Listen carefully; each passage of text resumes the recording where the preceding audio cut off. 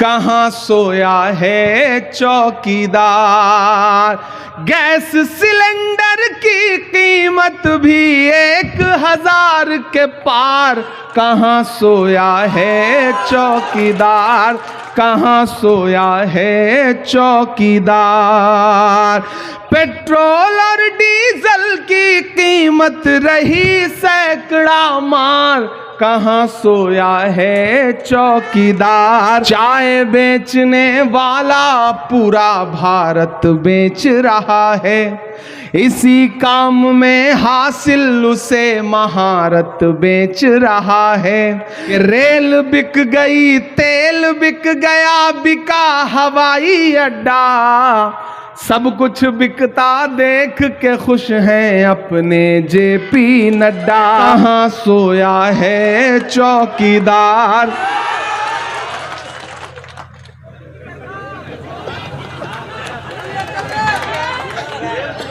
कहाँ सोया है चौकीदार, कहाँ सोया है चौकीदार।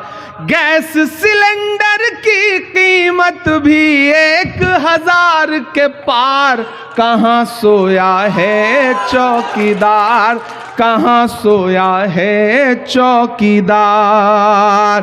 पेट्रोल और डीजल की कीमत रही सैकड़ा मार, कहाँ सोया है चौकीदार, कहाँ सोया है चौकीदार। के चाय बेचने वाला पूरा भारत बेच रहा है। बेच रहा है कि नहीं बेच रहा है? देखिए, हम कवियों शायरों को थोड़ी सी लिबर्टी होती है, हम सलीके से अपनी बात कह लेते हैं। आजकल उससे भी खतरा है।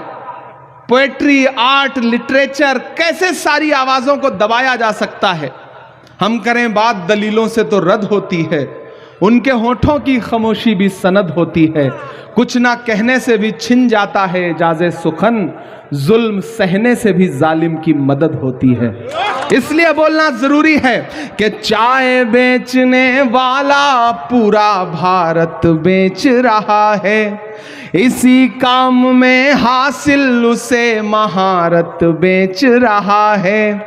कि रेल बिक गई, तेल बिक गया, बिका हवाई अड्डा। अब तैयार रहना नरकटियागंज वालों, कि रेल बिक गई, तेल बिक गया, बिका हवाई अड्डा, सब कुछ बिकता देख के खुश हैं अपने जेपी नड्डा। कि जनता महंगाई की मारी करती हाहाकार, कहाँ सोया है चौकीदार, कहाँ सोया है चौकीदार। अंत में बस आपसे इतना कहता हूं चंपारण के साथियों, मैंने आज इस इलाके को जितना जाना समझा और सबसे बात की, अध्यक्ष जी से भी मेरी बात हो रही थी, तो इस इलाके का जो किसान है, इस इलाके का जो युवा है, इस इलाके की बेटियां शिक्षा के लिए जितना उन्हें संकट उठाना पड़ता है, कोई कायदे का विद्यालय नहीं है, कोई कायदे के स्कूल नहीं है, कॉलेज नहीं है। इस इलाके को विशेष रूप से सरकार के द्वारा प्रोत्साहित किए जाने की आवश्यकता है।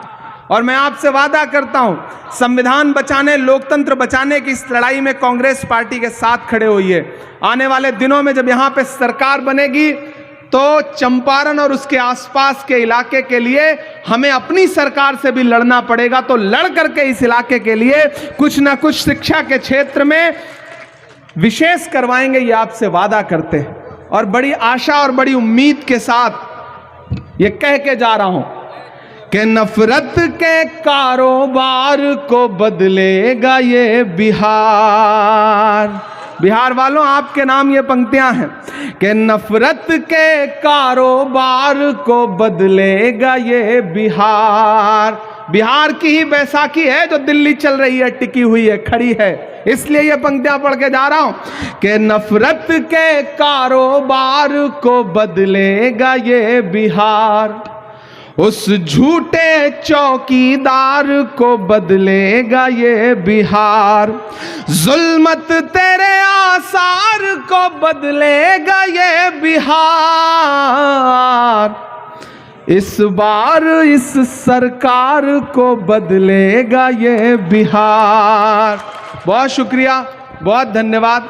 आपने बहुत प्यार से, मोहब्बत से इस कार्यक्रम में शिरकत की है। संविधान जिंदाबाद रहेगा, लोकतंत्र जिंदाबाद रहेगा। फिर आपके बीच में आएंगे, ये आपसे वादा करते हैं। आज जाना है, लंबा सफर है, फ्लाइट है, इसलिए माफी चाहूंगा। धन्यवाद। कि जख्म पर जख्म खा के निकले हैं।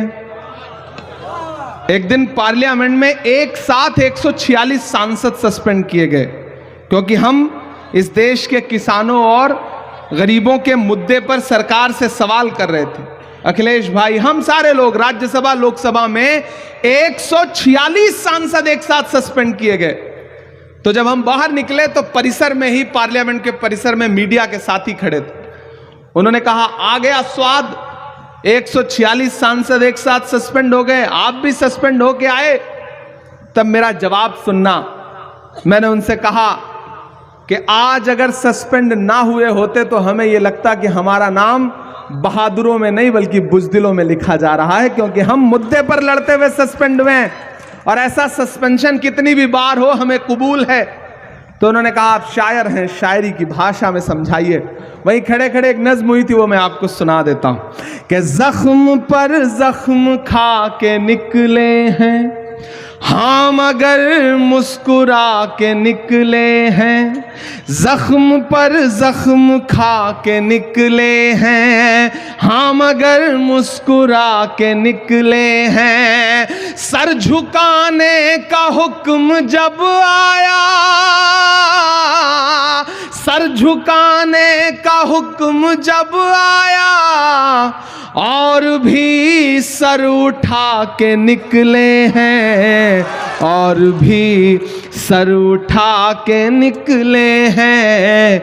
नारे हक लगा के निकले हैं कि हर सितम का जवाब आएगा। ये मैं बिहार के नौजवानों की तरफ से सरकार से कह रहा हूं, जिन्होंने रात में लाठियां बरसाई, कि हर सितम का जवाब आएगा, देखना इंकलाब आएगा। और अगली जो दो लाइनें हैं ना, यहां पंडाल में मौजूद एक एक हाथ हवा में उठना चाहिए, जाना चाहिए पटना तक आपकी तालियों का शोर, कि देखना इंकलाब आएगा, हर सितम का जवाब आएगा। अच्छे दिन का किए थे जो वादा, उनका दिन भी खराब आएगा, उनका दिन भी खराब आएगा।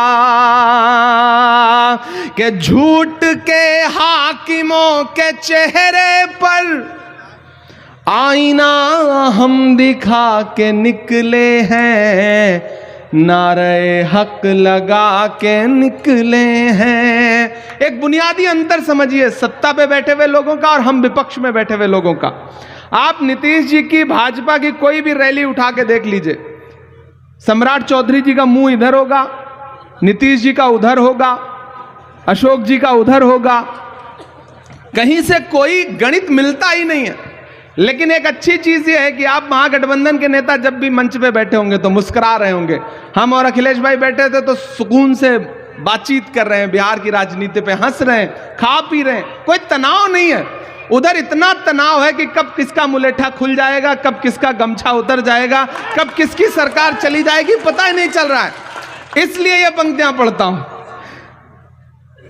एक दिया हम जला के निकले हैं, कि हम तो निकले हैं मुस्कुराते हुए, हम तो निकले हैं मुस्कुराते हुए, और वो तिल मिला के निकले हैं, नारे हक लगा के निकले हैं, नारे हक लगा के निकले हैं। जख्म पर जख्म खा के निकले हैं हम, अगर मुस्कुरा के निकले हैं।